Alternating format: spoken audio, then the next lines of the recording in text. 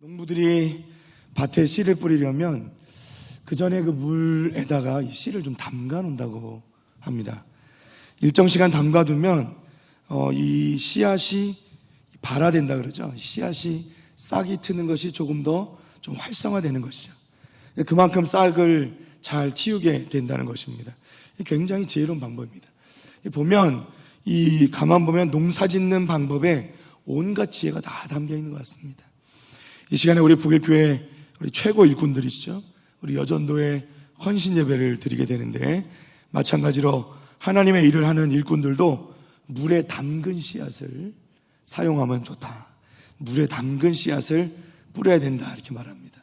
그냥 물이 아니라 눈물에 담근 씨앗을 뿌릴 때 기쁨으로 단을 거두게 될 줄로 믿습니다.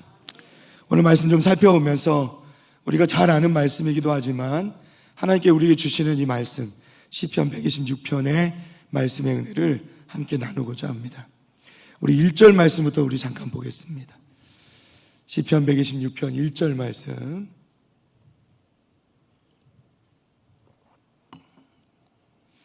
네, 제가 한번 읽어드리겠습니다. 여호와께서 시온의 포로를 돌려보내실 때에 우리는 꿈꾸는 것 같았도다. 아멘. 시편 126편은 이 시인이 하나님께서 이스라엘을 포로 생활 가운데서 돌아오게 하신 사건을 기억하며 노래하는 그런 시편입니다. 포로로 잡혀갔던 백성들은 바벨론 강가에서 울면서 이방인들의 조롱 가운데서 한없이 시온을, 예루살렘을 그리워했습니다. 그리고 때가 될 때 하나님께서는 전혀 생각지도 못했던 방법으로 이스라엘을 회복시켜 주시고 이스라엘 땅으로 돌아오게 하셨다는 거예요. 이스라엘 포로들을 시온으로 돌아오게 하셨다는 것입니다. 방법은 페르시아의 왕, 성경에 바사왕이라고 되어 있죠. 이 고레스를 통하여서 이스라엘 백성들이 시온으로 돌아오게 되었다는 거예요. 그러니까 다른 방법이 아니라 이스라엘 스스로 독립을 하는 것도 아니라 포로로 잡혀가 있는 그 다스리는 페르시아 왕 고레스가 이스라엘 백성들을 돌려보내는 이런 은혜가 있게 되었다는 것이죠. 이스라엘 백성들은 얼마나 기쁜지 너무 기쁘면서도 믿겨지지가 않았습니다. 그래서 뭐라고 표현합니까? 꿈꾸는 것 같았다, 이렇게 표현합니다. 꿈꾸는 것 같았다. 2절 말씀입니다. 그때 우리 입에는 웃음이 가득하고 우리 혀에는 찬양이 찼었도다. 그때 문나라 가운데서 말하기를 여호와께서 그들을 위하여 큰 일을 행하셨다 하였도다. 아멘. 그때에는, 즉 하나님께서 포로들의 기도를 들어주셨을 그때 자연스럽게 이스라엘 사람들 가운데엔 기쁨의 웃음이 가득하고 그 혀에는 무엇이? 찬양이 찼었도다, 이렇게 말씀하죠. 원래 여기 찬양으로 번역된 이 말은요, 기쁘거나 또는 슬프거나, 그래서 아주 큰 소리를 지르는 것을 말씀하는 그런 단어이거든요. 여기서는 아마도 기쁨의 소리를 지르는 것을 말씀하겠죠.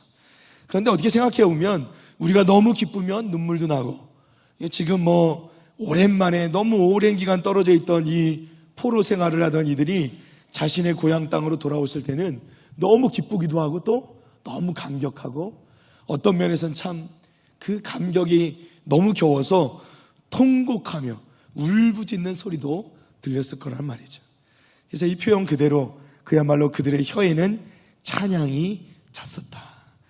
기쁨으로 가득 찬 웃음소리와 더불어 그동안 쌓여있던 온갖 그 아픔이 한꺼번에 쏟아져 나오고 터져 나와서 감격하고 통곡하며 울부짖는 소리가 이렇게 나왔다 말씀하는 것입니다.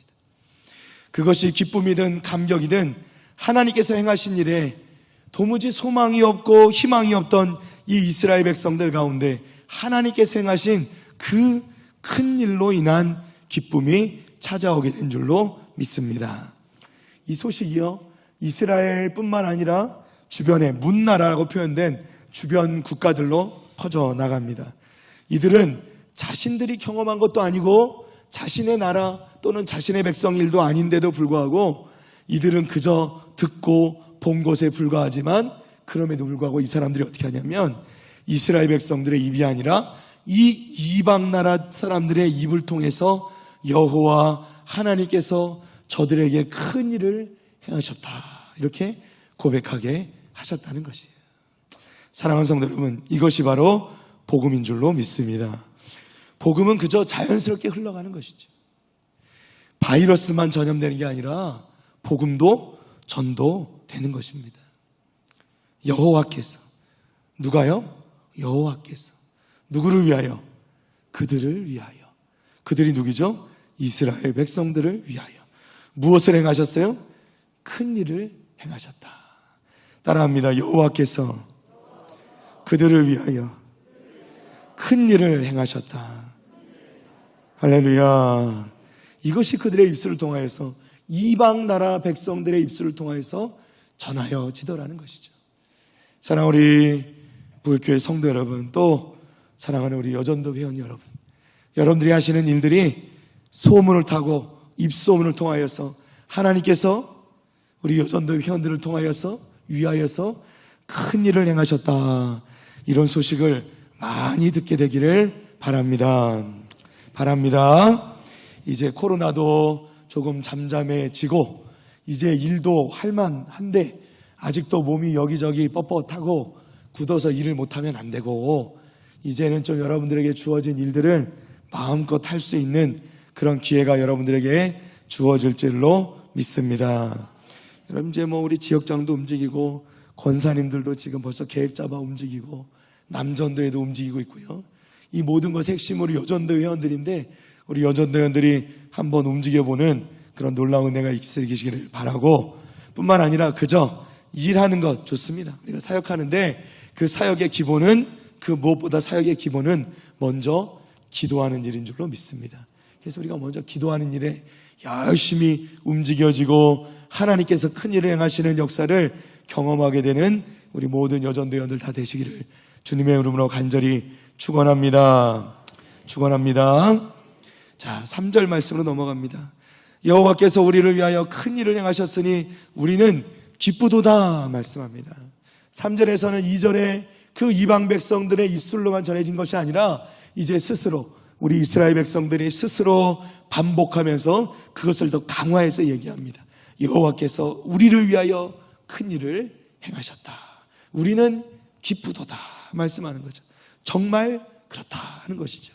우리는 기쁘도다. 사랑하는 성도 여러분, 또 우리 여전대원들 여러분, 하나님께서 하시는 것을 믿으시기를 바랍니다. 하나님께서 큰 일을 행하실 것을 믿습니다. 누구를 위하여? 우리를 위하여. 할렐루야. 하나님의 백성들을 향한 하나님의 놀라운 사랑에 놀라운 이방 족속들을 우리가 많이 보게 될 줄로 믿습니다. 출애굽기 15장 14절 15절 말씀 봅니다. 여러 나라가 듣고 떨며 블레셋 주민이 두려움에 잡히며 에돔 두령들이 놀라고 모압 영웅이 떨림에 잡히며 가나안 주민이 다 낙담하나이다. 아멘. 자, 출애굽기 때 보니까요, 블레셋 주민들, 에돔 두령들, 모압 영웅들, 가나안 주민까지 다 어떻게 하냐면, 출애굽, 그야말로 하나님께서 이 이스라엘 백성들을 향해서 일으키신 그 놀라운 기적의 이야기들을 들으면서 어떻게 해요? 그들이 다 놀라더라. 그들이 두려움에 사로잡히고 떨리고 그들이 놀라고 또 그들이 낙담하게 되더라는 것이죠. 여호수아 2장 9절에도 말씀합니다. 여호수아 2장 9절 말씀입니다. 말하되 여호와께서 이 땅을 너희에게 주신 줄을 내가 아노라. 우리가 너희를 심히 두려워하고 이 땅 주민들이 다 너희 앞에서 간담이 녹나니. 아멘. 자, 이 말씀은 누가 한 말씀이냐? 라합이, 기생 라합이 정탐꾼으로 온 자들을 보면서 뭐라고 말씀하냐면, 야, 이 동네 사람들이 다 이 땅을 너희에게 하나님께서 주신 것을 다 우리가 알고 내가 알고 우리가 너희를 심히 두려워하면서 이 땅 주민들이 이미 다 너희 앞에서 간담이 녹았다 이렇게 말씀하는 거예요. 사랑하는 우리 성도 여러분, 특별히 우리 여전도 여러분, 우리가 움직이기 시작할 때, 우리 북일교회가 드디어 움직인다 할 때 주변에 믿지 않는 사람들이 깜짝 놀라고 또 무엇보다도 사단이 두려워 떨게 될 줄로 믿습니다. 여러분, 우리가 그렇게 움직여야죠.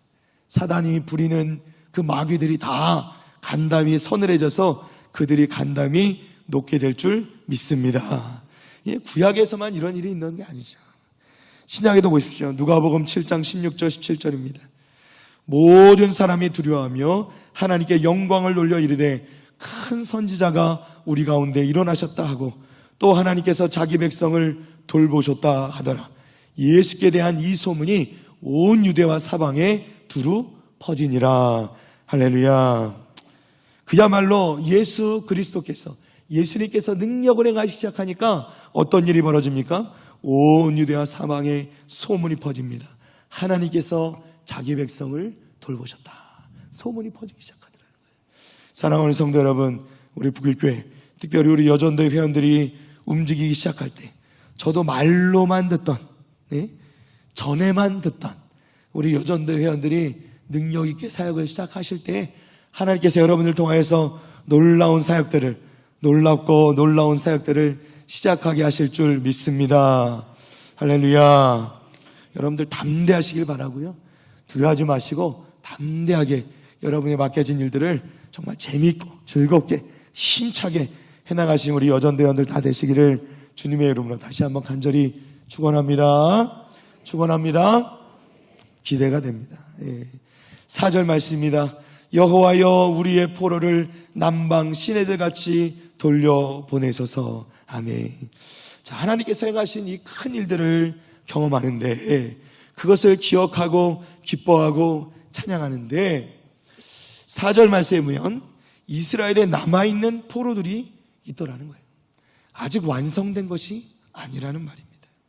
그 남아있는 포로들도 모두 함께 돌려보내달라고 하나님께 구하고 있는 겁니다. 1절에서 3절까지만 보면 모든 것이 마치 완성된 것 같지만 실상은 아직 남아있다는 거예요. 모든 하나님의 일들이 다 그렇습니다.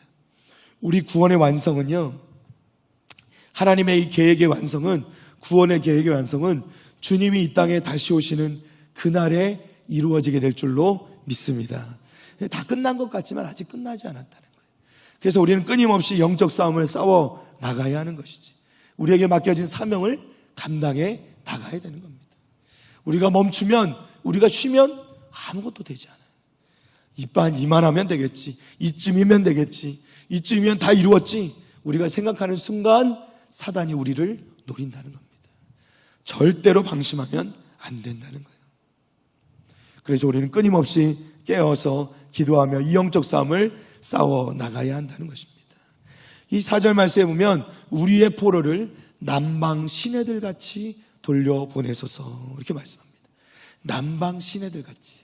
여기서 남방 시내라고 하는데, 사실 이 남방 지역에 해당하는 곳은 이 네게브 지역이라는 곳인데, 여기는 사막 지역이에요. 광야지대입니다. 자, 광야지대에 시냇물이 있을 수 있을까요? 없을까요?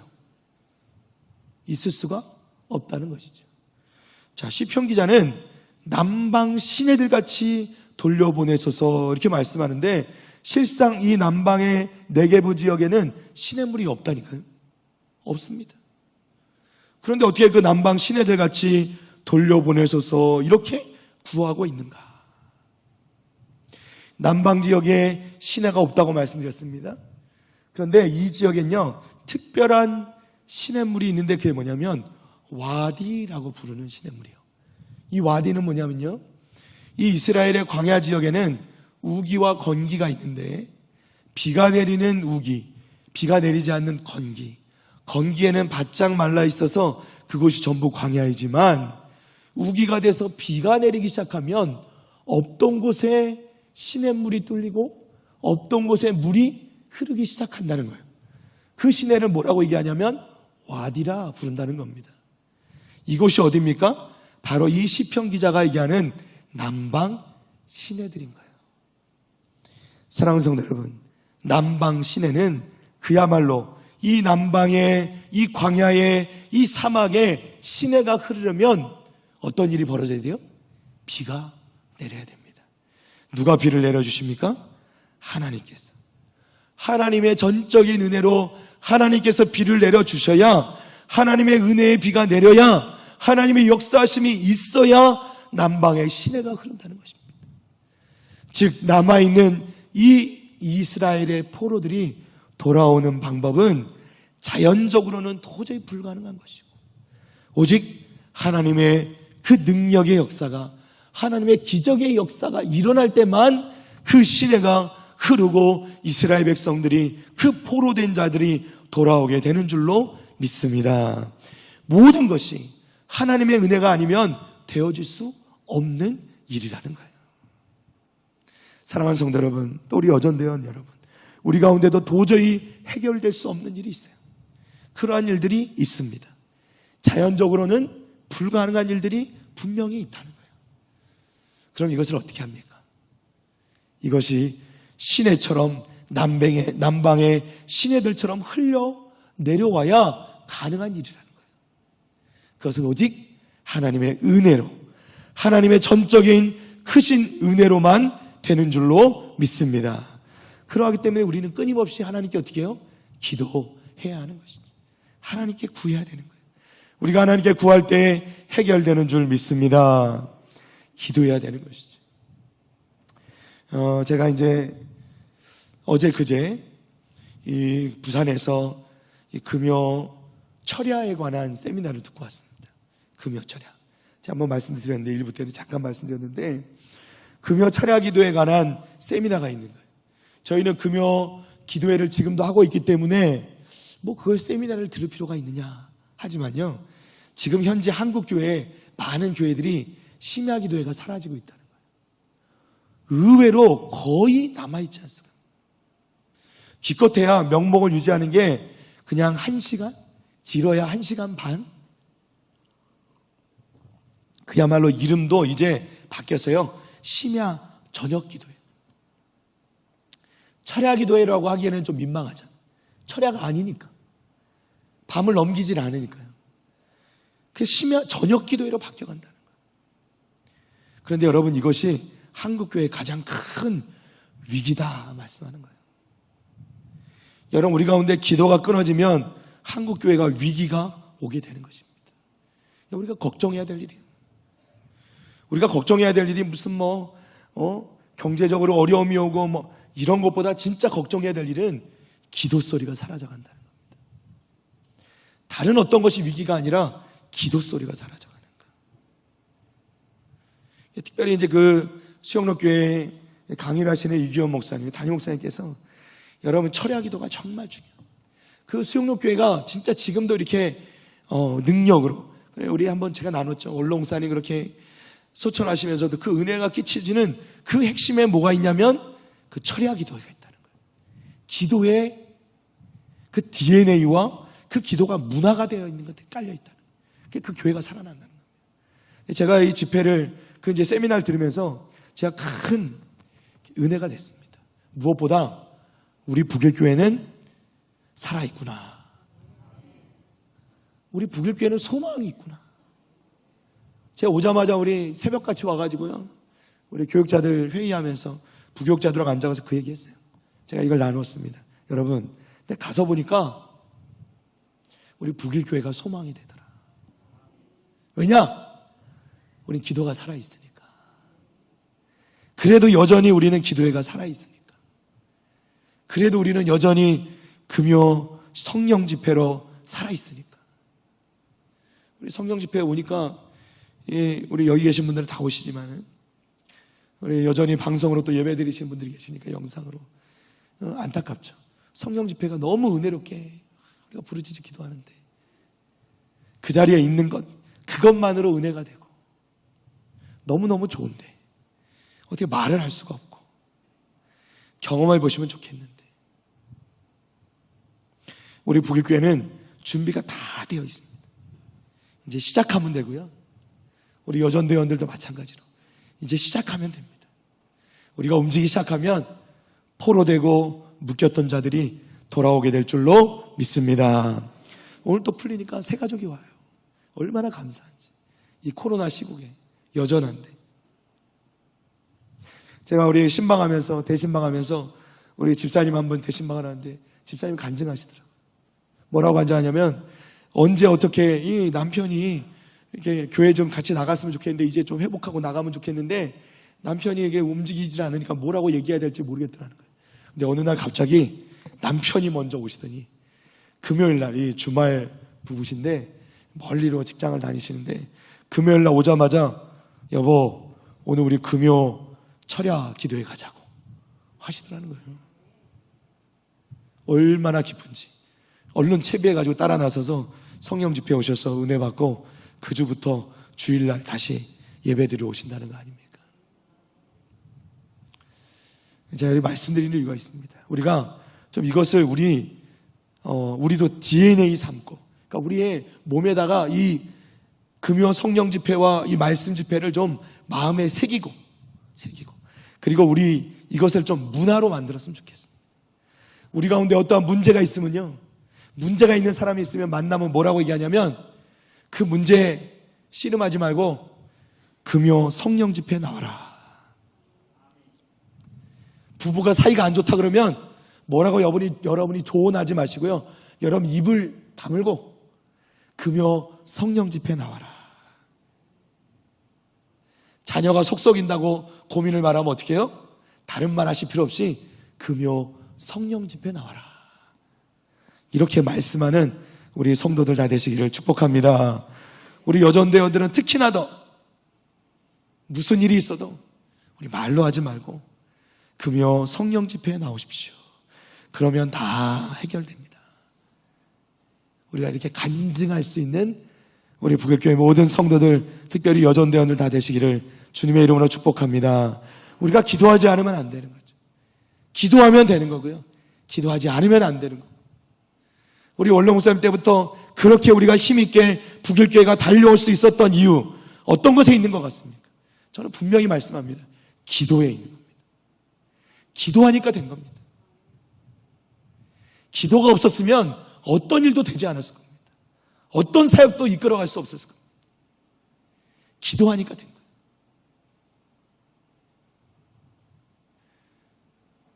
제가 우리 같이 세미나 듣는 목사님들하고 교제 나누는데요, 초교파거든요.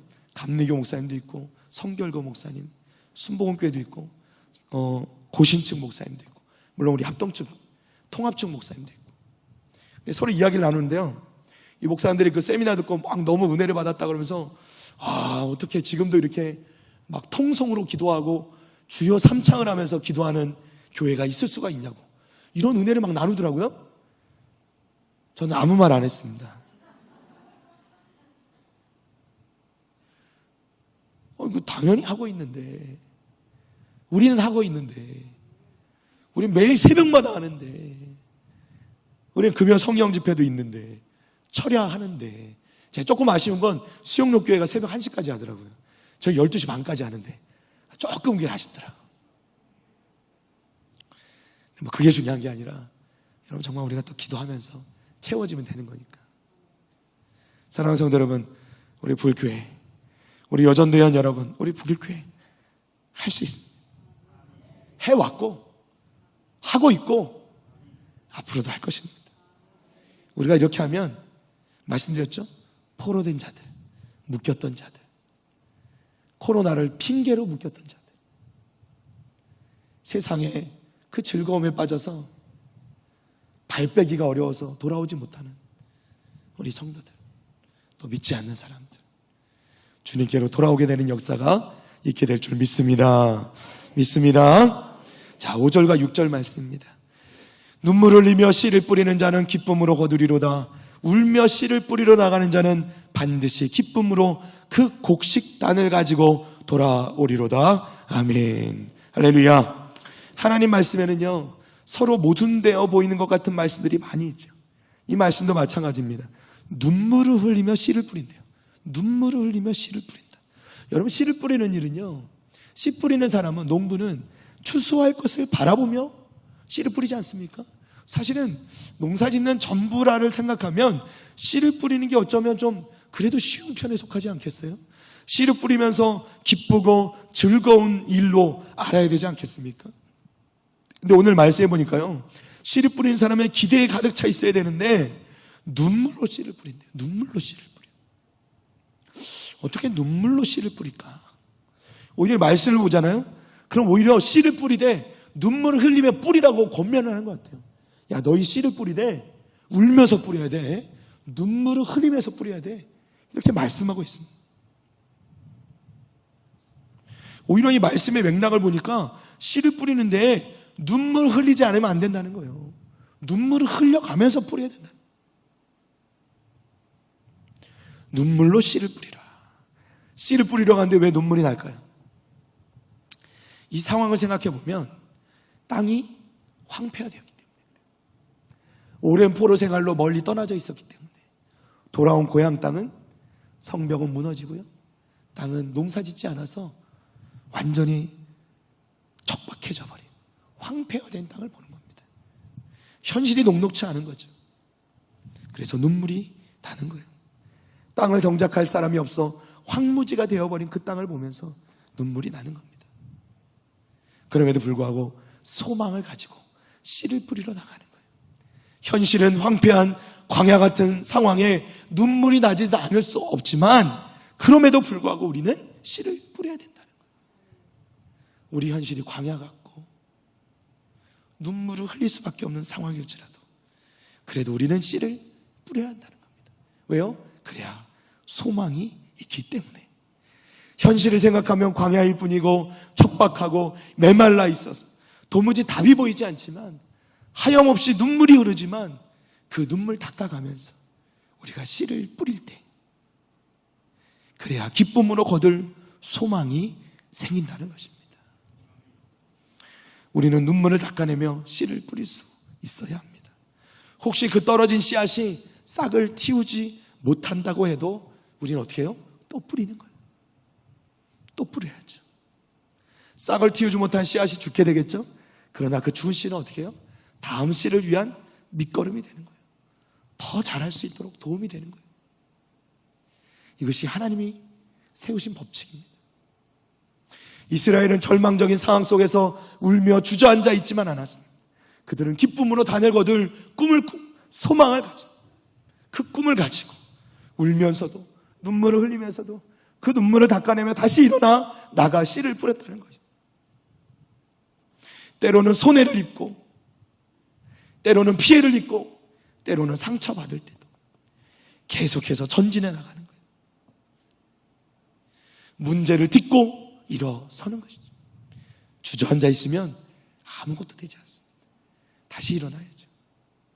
현실이 어떠하든 다시 일어나서 나아갈 때, 씨를 뿌릴 때, 그 씨를 다시 심을 때, 그 씨를 다시 키워주시고 길러주시는 하나님을 믿으면서 심은 그 씨앗을 언젠가는 거둘 것이라는, 기쁨으로 거둘 것이라는 희망을 가지고 나아갈 때 우리는 절대로 포기하지 않을 수 있을 줄로 믿습니다. 포기하지 않으면 실패하지 않습니다. 우리에게 포기는 없습니다. 포기는 성공입니다. 제가 이 칼럼에도 썼는데요, 포기는 성공이에요. 포기하지 않으면 실패가 성공이죠. 포기하지 않으면 아무리 실패를 거듭해도, 아무리 넘어진다고 해도 성공할 수 있게 되는 겁니다. 승리할 수 있게 되는 겁니다.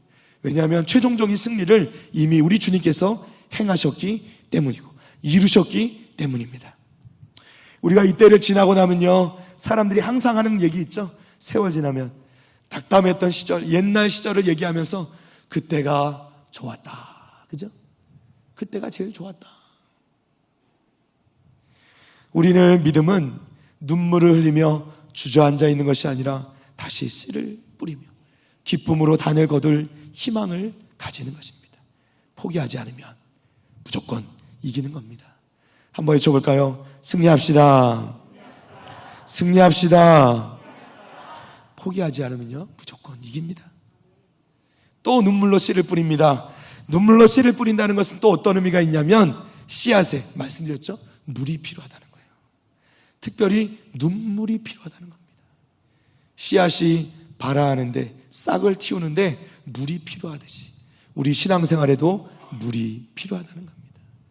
에스겔서 47장 9절 말씀입니다. 이 강물이 이른 곳마다 번성하는 모든 생물이 살고 또 고기가 심히 많으리니 이 물이 흘러 들어가므로 바닷물이 되살아나겠고 이 강이 이르는 각처의 모든 것이 살 것이며. 아멘. 무슨 말씀이냐면 은혜의 강물이 필요하다는 거예요. 사랑하는 성도 여러분, 특별히 여전도원 여러분, 교회가 살아나기 위해서는 은혜의 강물이 필요합니다. 끊임없이 우리가 은혜를 찾아야 돼요. 은혜의 자리를 지켜야 됩니다. 자리가 중요합니다. 헛된 자리에 있으면 안 돼요. 은혜의 자리, 기도의 자리, 그곳에 있어야 된다. 망하는 자리에 있으면 안 됩니다. 실패하는 자리에 있으면 안 돼요. 우리는 반드시 이기는 자리, 기도하는 자리, 예배하는 자리, 무엇보다 은혜의 강물이 흐르는 자리에 있게 되기를 원합니다. 또 눈물로 씨를 뿌려야 됩니다. 성경에 나오는 눈물은 대부분 기도와 관련이 있죠. 믿음의 인물들은 어려움이 닥칠 때 눈물로 하나님 앞에 기도했습니다. 눈물로 씨를 뿌리는 것은 눈물로 기도하는 것을 말씀하는 거예요. 그러나 이것은 결코 좌절해서 낙담해서 흘리는 눈물이 아니라는 거예요. 하나님께서 우리에게 부어주시는 그 은혜를 향한 마중물로서 우리가 눈물을 쏟아내는 거예요. 하나님 앞에 우리가 기도한다는 건, 우리가 눈물로 기도한다는 건 하나님께서 우리에게 반드시 기쁨으로 단을 거두어 돌아오게 하실 그 은혜를 사모하는 마음으로 마중물을 드리는 겁니다. 그것을 드리면요, 그것이 마중물 되어서 우리에게 넘치도록 은혜의 기쁨의 감격의 눈물을 우리 가운데 허락해 주실 줄 믿습니다. 사랑하는 성도 여러분, 우리 여전도의 혼 여러분, 눈물로 씨를 뿌리는 우리가 되기를 원합니다. 하나님께서 행하실 큰 일을 바라봅시다. 우리가 하나님께서 행하실 큰 일을 바라보고 눈물로 씨를 뿌릴 때 하나님께서 반드시 열매 맺는 역사를 우리 가운데 보여주실 줄로 믿습니다. 우리 특별히 이 일에 앞장서는 우리 여전도원들 다 세시기를 주님의 이름으로 축복합니다. 우리가 한동안 쉬던 일을, 한동안 쉬던 사역을 하시려고 할 때 많이 힘들 겁니다. 우리 여전도회 회장님과 또 우리 특별히 임원단들이 많이 힘들 것 같아요. 회원님들이 예전처럼 움직이지 않고 다들 또 바빠지셔가지고 시간 내기도 힘들고 어려울 텐데, 그럼에도 불구하고 여러분 포기하지 마시고 여러분들부터 기도하시고 눈물로 씨를 뿌릴 때 여러분이 마중물 되어서 다시 한번 우리 북일교회, 우리 여전도회가 열심히 힘차게 일하는 놀라운 역사가 있게 될 줄 믿습니다. 우리 그림 하나만 보고 좀 마무리할까 합니다. 우리 그림 한 장만 좀 보여주시겠어요?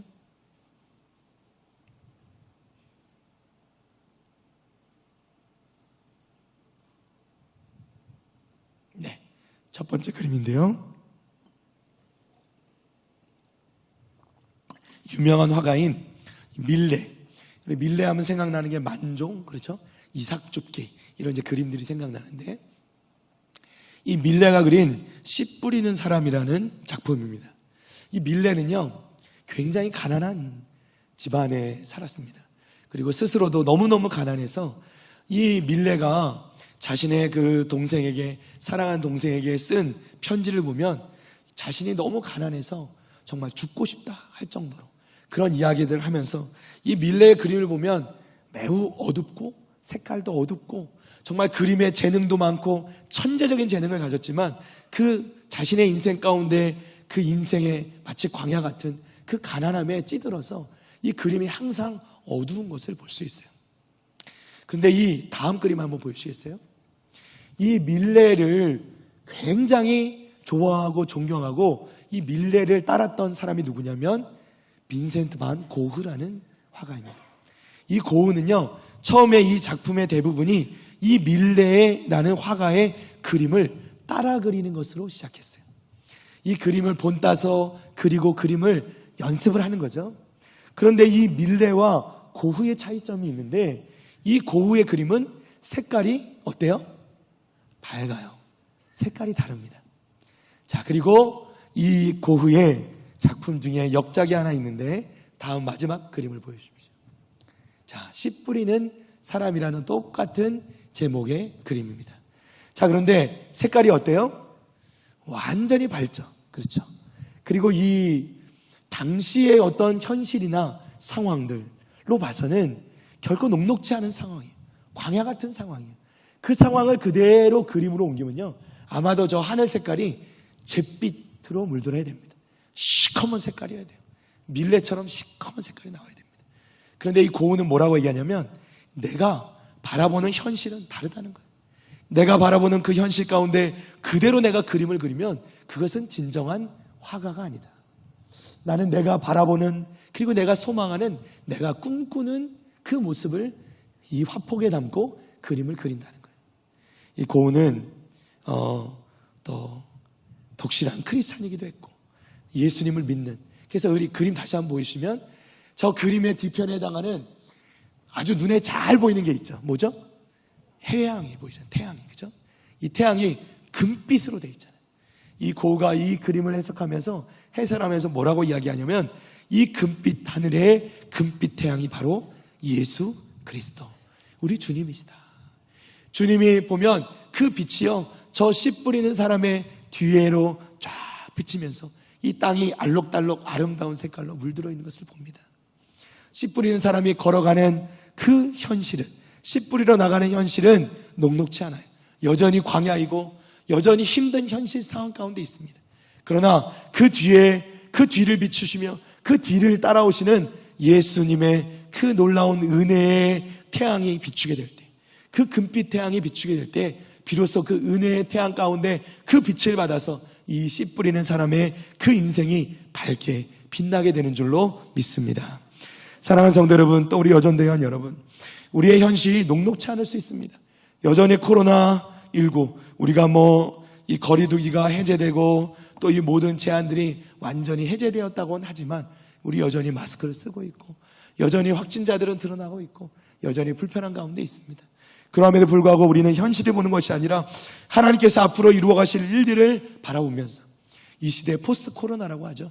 코로나 이후에 완전히 달라진 시대 우리가 맞닥뜨리게 될 텐데, 두려움보다는 우리 가운데 소망이 있고 기대를 가지고 우리에게 맡겨진 귀한 사명 감당하며 나갈 때 하나님께서 우리 뒤를, 우리 여전대원들 뒤를, 우리 북일교회 성도들의 그 인생의 뒤를 받쳐주시고 밝은 하나님의 태양빛으로, 그 은혜의 빛으로 밝게 비추어 주실 줄 믿습니다. 우리 현실을 바라보는 것이 아니라 우리 주님 바라보면서 한 걸음 한 걸음 나아가는, 승리하는 우리 성도들 다 되시기를, 특별히 우리 여전대원들 다 되시기를 주님의 이름으로 축복합니다. 축복합니다. 제가 잠시 기도하겠습니다. 사랑하며 풍성하신 하나님 아버지, 은혜와 사랑 감사드립니다.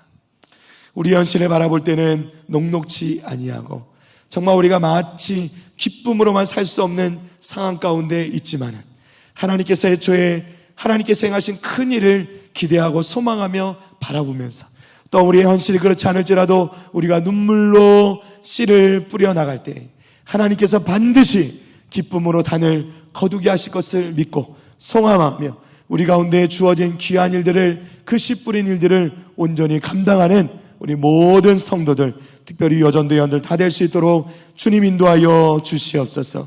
소망 가지고 희망 가지고 우리를 밝게 비추고 계시는, 지금도 밝게 비추고 계시는 우리 주님을 바라보면서 우리가 힘차게 넘어지지 아니하고 앉아있지 아니하고 좌절하지 아니하고 소망 가지고 달려나가는, 우리에게 맡겨진 사명 감당하기로 작정하고 결단하는 우리 모든 성도들, 여전대원들 다 될 수 있도록 주님 축복하여 주옵소서. 주님 함께 해주실 것을 믿사옵고 우리와 함께 계시고 우리 여전대원들을 너무나도 사랑하셔서 끝까지 함께 해주시고 나사렛 예수 그리스도의 이름으로 간절히 기도 올리옵나이다. 아멘. 아멘.